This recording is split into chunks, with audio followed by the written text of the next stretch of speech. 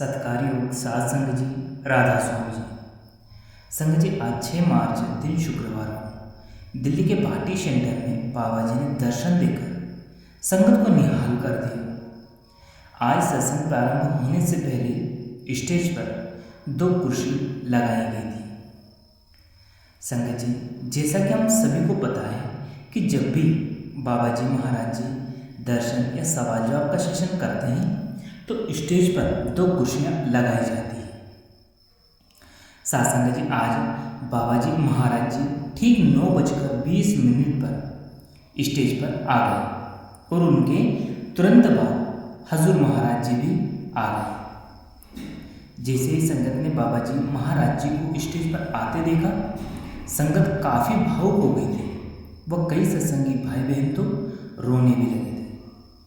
संगत जी, जब बाबा जी स्टेज पर आए उस समय बहुत ही प्यारे शब्द पढ़े जा रहे थे। आज का जो सत्संग था वह पाठी साहिब जी ने फरमाया था जी, और आज का सत्संग पूरे 30 मिनट का था जी। सत्संग के बाद छोटे बच्चों ने शब्द पढ़े और फिर बाबा जी ने सवाल जवाब शुरू किए। सबसे पहला सवाल एक बहन ने किया, बाबा जी डेरे में सेवा करने का मौका ज़रूर देना। संगत जी, बाबा जी ने प्यारी से स्माइल के साथ हामी से हिला दिया। अगला सवाल किसी ने पूछा, बाबा जी मेरे पिताजी को कैंसर है, उन्हें बहुत दर्द होता है। बाबा जी आप थोड़ी दया मेहर कर दो ना। बाबा जी ने समझाया, देखो बेटा, ये सभी कर्मों का हिसाब है। यदि वो मालिक हमें दर्द देकर हमारे कर्म काट रहा है तो हमें चुपचाप सह लेना चाहिए। देखो बेटा, अगर इसी जीवन में हमारे कर्म कट जाएंगे तो इस संसार में हमें दोबारा जन्म नहीं लेना पड़ेगा, और यदि मालिक ने हमें थोड़ी बहुत रियायत दे दी तो वापस से इस संसार में जन्म लेना पड़ेगा। अगला सवाल किसी ने किया, बाबा जी जब मैं बहुत छोटी थी तब मेरे साथ कुछ गलत हुआ था और मैं उस बात को अभी तक नहीं भूल पाई, क्योंकि जिन्होंने मेरे साथ गलत किया था वह मेरे अपने ही लोग थे, और बार बार यह सब कुछ घटना मेरे सामने आ जाती है जिससे मैं बहुत परेशान हो जाती हूँ। मैं क्या करूँ? बाबा जी ने समझाया कि बेटा, जीवन में बहुत कुछ अच्छा और बुरा होता रहता है। अगर हम एक एक बात को पकड़कर उस सर से हाथ लगाकर बैठ जाएंगे तो आगे कैसे बढ़ पाएंगे? बेटा, जो हो गया उससे हमें सीख लेनी है और उससे सीख लेकर हमें आगे बढ़ना है। जो हो गया वह तो हो गया। अब किसी एक बात या एक चीज़ को पकड़कर आगे की ज़िंदगी हमें खराब नहीं करना। अगला सवाल किसी ने पूछा, बाबा जी मेरा बड़ा भाई जो किसी काम का नहीं, वह कुछ नहीं करता और मेरे माता पिता दादा दादी सभी को बहुत परेशान करता है। वह सब उसकी बड़ी फिक्र करते रहते हैं, लेकिन मेरा बड़ा भाई किसी की बिल्कुल नहीं सुनता। हम सब उसके कारण बड़े परेशान हैं। बाबा जी दया मेहर करो और उसे भी सत्संग की ओर मोड़ो। बाबा जी महाराज जी फरमाते हैं कि बेटा, चिंता ताकि कीजिए जो अनहोनी होए। बाबा जी ने फरमाया, बेटा कभी कभी इंसान जल्दबाजी कर बैठता है, लेकिन फिक्र करने से कोई हल नहीं निकल सकता। वह जब समझ जाएगा कि जीवन जीने के लिए जिम्मेदारियां निभानी पड़ती है तो अपने आप वह सही रास्ते पर आ जाएगा। अगला सवाल किसी ने अपने परिवार के बारे में पूछा। उन्होंने कहा, बाबा जी मेरे परिवार पर अपनी दया में कृपा बनाए रखना। तो बाबा जी ने हामी से हिला दिया और मुस्कुरा दी। फिर किसी ने अगला सवाल बाबा जी से पूछा, बाबा जी मुझे नामदान की बख्शिश नहीं हुई है। मेरा सवाल है कि क्या मेडिटेशन यानी भजन बंदगी और डीप ब्रीथिंग एक साथ करना फ़ायदेमंद होगा? तो बाबा जी ने समझाया कि बेटा, डीप ब्रीथिंग और परमार्थ का आपस में कुछ लेना देना नहीं।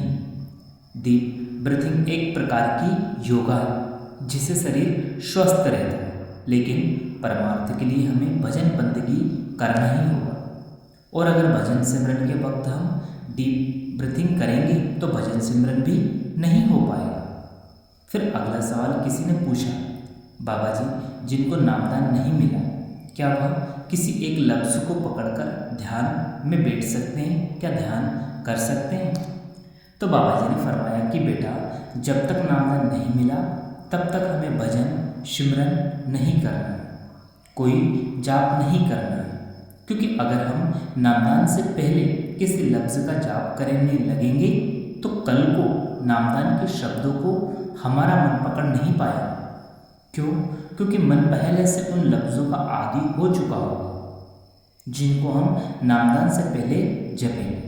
फिर किसी ने अगला सवाल पूछा, बाबा जी मैं काफ़ी लंबे समय से नीट की तैयारी कर रहा हूँ, लेकिन मैं हर बार पेपर में रह जाता हूँ, आप थोड़ी कृपा कर दो और मुझे पास करवा दो। बाबा जी ने मुस्कुराते हजूर की ओर देखते हुए फरमाया कि बेटा, मैं तो पढ़ाई में तुझसे भी ज़्यादा नालायक था, यह काम तो हजूर ही कर सकते हैं। देखो बेटा, हजूर की पढ़ाई में बहुत रुचि है और वे बहुत होशियार थे। यह सुनते ही पंडाल में बैठी सारी संगत जोर जोर से हंसने लग जाती है।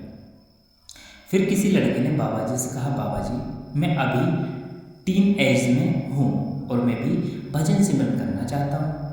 तो बाबा जी ने उन्हें समझाया कि बेटा, अभी तुम जवानी के उस दौर में कदम रख रहे हो, पहले खुद को लायक बनाना है, उसके बाद ही भजन सिमरन के बारे में सोचना।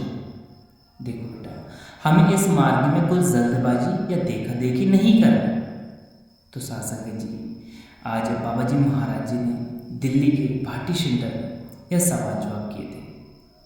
सासंग जी, बाबा जी महाराज जी ने संगत को कारदर्शन भी दी और सवाल जवाब का सेशन भी किया। गुरुमुख प्यारियों, सासंग जी, आप जी को अगर यह वीडियो पसंद आया तो सत्संग स्टूडियो यूट्यूब चैनल को आप जी ज़रूर सब्सक्राइब करें और हाँ जी, बेल आइकन जो है उस पर आप जी ऑल पर जरूर क्लिक करके प्रेस कर दें।